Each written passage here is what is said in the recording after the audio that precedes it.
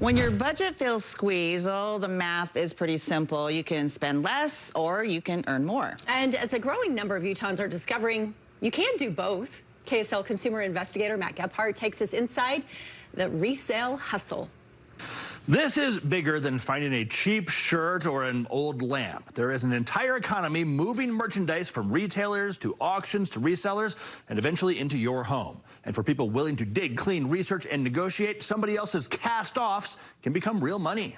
You never know what you're going to find. Kristen Ingham calls it treasure hunting. We found furniture, clothes, vintage artwork. She and her husband began buying storage units after watching the TV show Storage Wars. They figured they'd try it for fun, and that experiment has now become Salt Lake Resellers. It has turned into a full-on business. Kristen buys from storage auctions online. Then comes the sorting, the cleaning, the researching.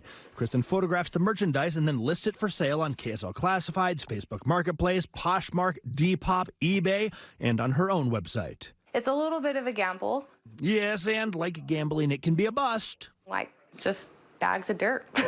Other times, winner, winner, chicken dinner. We found probably like 20 grand worth of stuff. Have you lost money yet?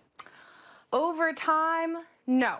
All told, since starting last year, Kristen suspects she's made about a 400% return. As time has gone on, we have learned that things that we were like, oh, that's not really a big ticket item, it's not going to make much money, it always ends up making us money in a way that we didn't expect. The resell hustle is much bigger than just storage auctions. The world of excess and return goods has just grown exponentially. Kylie Hall works for Stock, an online marketplace that helps resellers and manufacturers unload their returned, overstocked, and excess merchandise.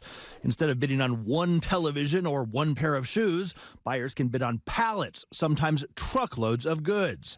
And there are a lot of those these days. Because consumers are feeling the pinch. I'm feeling the pinch. Hall says that inflation has turned into shrinking discretionary income, which has all resulted in shoppers saying no more often to paying full price, which in turn has left retailers with a lot of excess inventory. There's a lot more excess out there, and so retailers are trying to find ways to get rid of that inventory.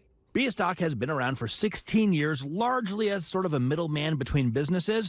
But in the last few years, Hall says they have noticed a shift. More people, individuals, buying pallets off their website. There were a lot of people who lost their jobs or couldn't go into the office, picked up a side hustle, if you will, would buy a pallet and resell it.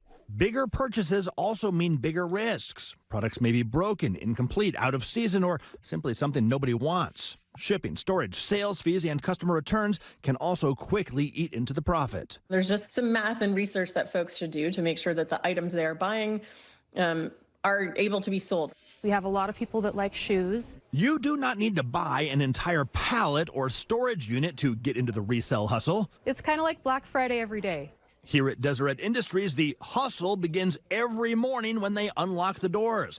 Literally hustle, says Megan Burt. We have the line of people and they all rush in. When the doors open, folks head for their favorite sections. Shoes, collectibles, women's clothing are always popular.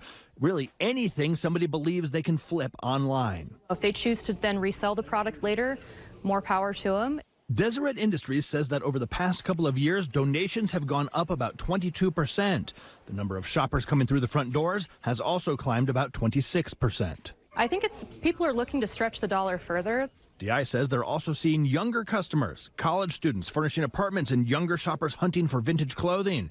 Price is part of the appeal, but so are quality, sustainability, and the thrill of finding something that nobody else has. There's always a good deal to be found if you're willing to put in the work and look for it. What do you know now that you didn't know 6 months ago? People like to buy a lot of interesting things. Thinking of starting your own resale hustle? Well, Kristen's advice, start small. Before buying pallets or storage units, look around your garage, your basement, your closets. When doing research, see what similar items have actually sold for, not just what hopeful sellers are asking online. And then count every cost: the purchase price, cleaning, repairs, shipping, platform fees, and your time. Photographs matter a lot. Photographs matter, and so does honesty, Kristen says. Include measurements, disclose damage, and choose the sales platform that best fits the product.